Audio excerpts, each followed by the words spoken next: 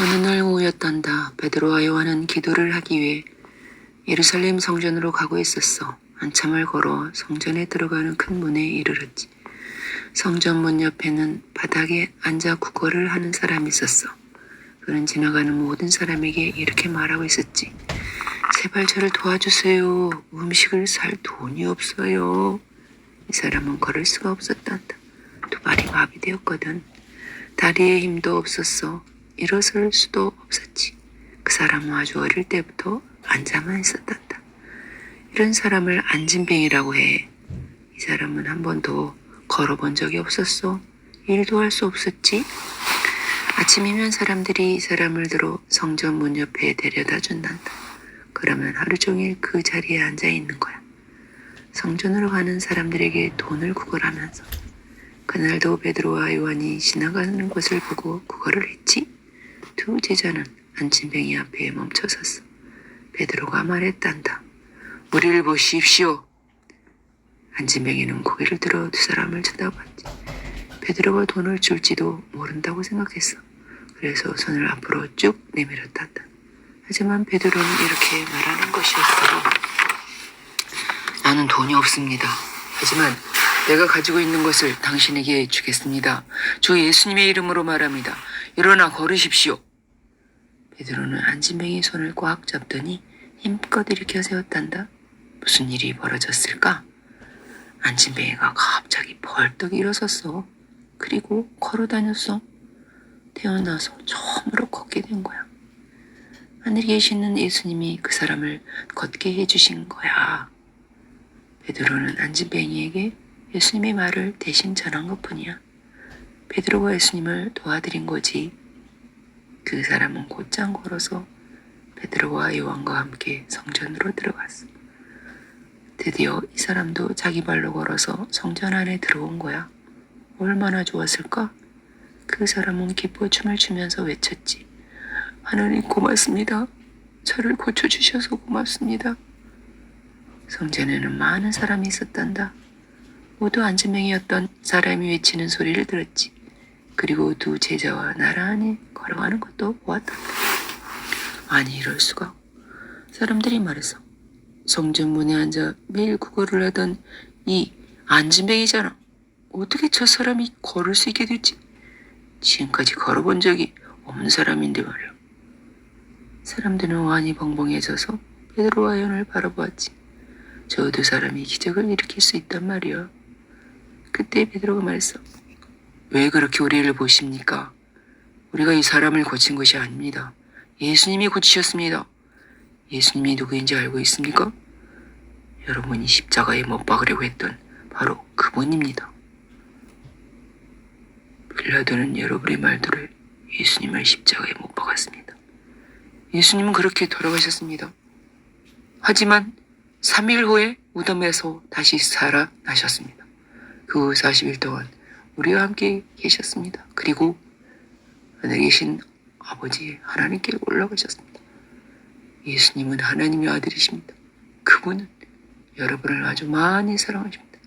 그분이 땅에 오셔서 십자가에 죽으셔서 여러분의 죄를 없애주셨습니다. 그 어려운 일을 다 끝내시고 이제 다시 하늘로 가셨습니다. 베드로와 요한은 사람들에게 예수님에 대한 이야기를 계속했다. 성전에 있던 많은 사람들이 그 이야기를 듣고 두 제자의 말을 믿게 되었지. 사람들은 이렇게 말했어. 예수님이 하나님의 아들이라는 사실을 몰랐어요. 예수님 십자가에 죽으셔서 우리의 죄를 없애주신다는 것도 몰랐어요. 예수님 우리를 정말 많이 사랑하시는군요. 이제 우리도 예수님을 사랑합니다. 우리는 예수님에게 속한 예수님이 가족이 되고 싶어요. 그리고 세례를 받고 싶어요. 성전에서 일을 하는 제사장들도 베드로와 요한의 말을 들었단다. 하지만 제사장들은 제자들에게 화를 냈단다. 예수님이 죽으셨다니까 이제 예수님에 대한 이야기를 사라질 줄 알았거든. 우리가 이겼어. 예수는 죽었고 사람들은 이제 우리들의 말을 다시 들을 거야. 하지만 제사장들과 율법학자들의 생각은 완전히 빗나갔단다. 자신들이 틀렸다는 것을 이제 알게 됐어. 앉으며 있던 사람이 갑자기 걷는 것을 봤고 모든 사람들이 예수님이 무덤에서 살아나셨다는 제자들의 말을 듣고 있잖아. 제사장들은 너무 화가 났단다. 그래서 베드로와 요한을 잡아 가둬버렸지. 그때는 이미 날이 저물고 잠은 밤이었어.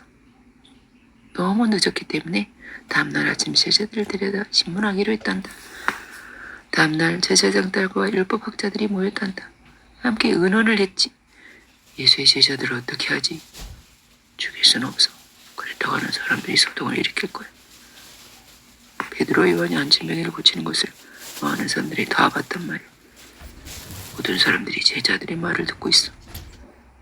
제사장들과 율법학자들은 베드로와 요한을 불러냈지. 당신들이 안진병이를 고쳤다고 그 말이 사실이오? 라고 물었어. 어떻게 그 일을 했지? 두 제자가 대답한다. 우리는 주 예수님의 이름으로 안진병이를 고치는 일을 하였습니다. 예수님은 지금 하늘에 계십니다.